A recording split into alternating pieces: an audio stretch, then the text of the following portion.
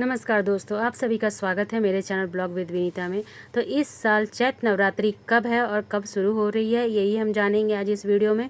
तो इस साल की नवरात्रि 30 मार्च से शुरू हो रही है और इस वर्ष माता का आगमन हाथी पर हो रहा है। माता का आगमन भी हाथी पे है और जाना भी हाथी पे है। तो यह बहुत ही शुभ माना जाता है कि जब माता का आगमन हाथी पे होता है तो वो नवरात्रि बहुत ही शुभ होती है, पूरा साल ही बहुत ही अच्छा होता है।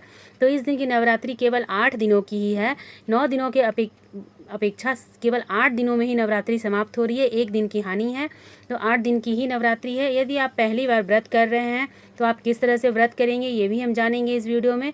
तो आप चाहें तो फल से भी व्रत कर सकते हैं या फिर सेंधा नमक खाकर भी व्रत कर सकते हैं। यदि आप फल से व्रत करने का संकल्प लेते हैं तो आपको पूरे 8 दिनों तक, यानी नौमी उसी बीच में आती है, नौमी तक आपको केवल फल पे ही यह व्रत करना है। और यदि आप सेंधा नमक या फिर अन्य खाकर, दूध रोटी वगैरह खाकर आप लेना चाहते हैं तो आप वैसे भी इस व्रत का संकल्प ले सकते हैं। आपको 9 दिनों तक वैसे ही पूजा करनी होगी। पहले दिन हमें कलश स्थापना करनी होती है। आप चाहें तो कलश स्थापना करके पूजा कीजिए या फिर बिना कलश स्थापना के कीजिए। अखंड दीप जलाना चाहते हैं या फिर नहीं जलाना चाहते, ये आप पे डिपेंड करता है। अखंड दीप जलाने से आपको बहुत विशेष ध्यान देना होता है, दीपक का विशेष ध्यान रखना होता है। तो आपकी मर्जी है कि आप अखंड दीप जलाएं या नहीं जलाएं। उसके बाद देखिए, हमें प्रतिदिन दुर्गा चालीसा का पाठ, सप्तशती दुर्गा का पाठ करना होता है। आप चाहें तो बिना पाठ के भी पूजा कर सकते हैं, ऐसे ही पूजा कर सकते हैं। तो आपको जैसे संभव हो, आप जैसे करना चाहते हैं कर सकते हैं। यदि आप पहली बार व्रत कर रहे हैं तो आप बिल्कुल इस वर्ष कर सकते हैं, क्योंकि इस वर्ष कोई भी 2 मास नहीं लगा है और आप पहली बार बहुत ही सरल तरीके से व्रत को उठा सकते हैं। और चैत्र नवरात्रि से आप उठाइए तो बड़ा अच्छा होगा, क्योंकि ये बड़ी नवरात्रि होती है, इसमें छठ पूजा भी आता है। तो इससे ही आप पहली बार व्रत नवरात्रि का उठा सकते हैं।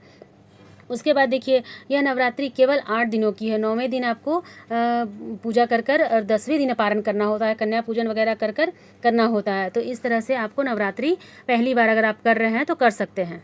यदि आप नवरात्रि का व्रत रखते हैं और 9 दिनों का व्रत रखते हैं तो अगर आपके आसपास दातुन आपको आसानी से मिल जाती है तो ठीक है, नहीं तो आप नया ब्रश ले लीजिए, क्योंकि नवरात्रि में जूठे ब्रश से आप प्रतिदिन ब्रश नहीं कर सकते, तो आप नया ब्रश ले के कीजिए।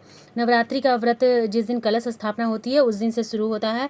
तो कलश स्थापना प्रतिपदा तिथि से होती है, जो कि 29 मार्च को 4:28 से शुरू होकर 30 मार्च को 12:49 तक है। इस बीच में ही आपको कलश स्थापना करनी होती है और व्रत का संकल्प लेना होता है। तो सबसे अच्छा मुहूर्त जो होता है वो अभिजीत मुहूर्त होता है, जो कि 30 मार्च को 12:50 तक है। आप इस दिन कलश स्थापना 12:01 से लेकर 12:50 के बीच में कर सकते हैं। यह अभिजीत मुहूर्त होता है जो सबसे शुभ होता है। कलश स्थापना के लिए अभिजीत मुहूर्त ही सबसे शुभ होता है। तो आप इस वक्त कलश स्थापना कर सकते हैं। इसके बाद से आप रोजाना प्रतिदिन नवरात्रि की पूजा कीजिए। जिस तरह का आप संकल्प लेते हैं आपको उसी तरह की पूजा करनी पड़ती है। 5 तारीख को यानी 5 अप्रैल को आपको अष्टमी है और 6 अप्रैल को नवमी है। इसी दिन हमें रामनवमी की पूजा करनी होती है और कन्या पूजन वगैरह करके आपको अपने व्रत का पारण करना होता है। पारण आप 10वीं को ही करें, क्योंकि 9 रात्रि का नियम होता है, तो आपको 9 रात्रि लेना ही होता है। इसलिए आप 9 रात्रि तक का व्रत का संकल्प लें।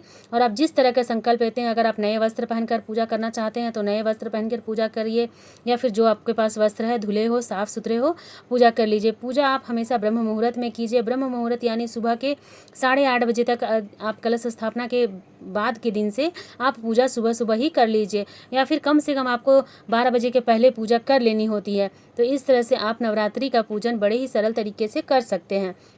तो ये हो गई आपको कलश स्थापना और नवरात्रि के पूरे दिन का आपको दिनचर्या, जैसे आप पूजा करते हैं। इसके अलावा पाठ हो या पूजा हो या दान पुण्य हो, या आप अपने अनुसार से कर सकते हैं। प्रतिदिन कीजिए या फिर केवल नवमी के दिन कीजिए, तो आप जैसे चाहें वैसे कर सकते हैं। लेकिन कलश स्थापना पहले दिन करनी है और कलश स्थापना के बिना भी पूजा होती है।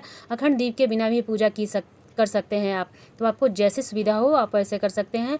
यदि आप पहली बार व्रत कर रहे हैं तो आप ज़रूर व्रत उठा सकते हैं। नया कोई भी व्रत आराम से आप इस साल कर सकते हैं, क्योंकि इस साल कोई भी 2 मास नहीं लगा है। तो इस तरह से आपको व्रत करना है। तो आपको मैं अष्टमी और नवमी से जुड़े हुए सारे वीडियो का डिटेल चैनल पर डाल दूँगी, वहाँ आप जाकर देख सकते हैं।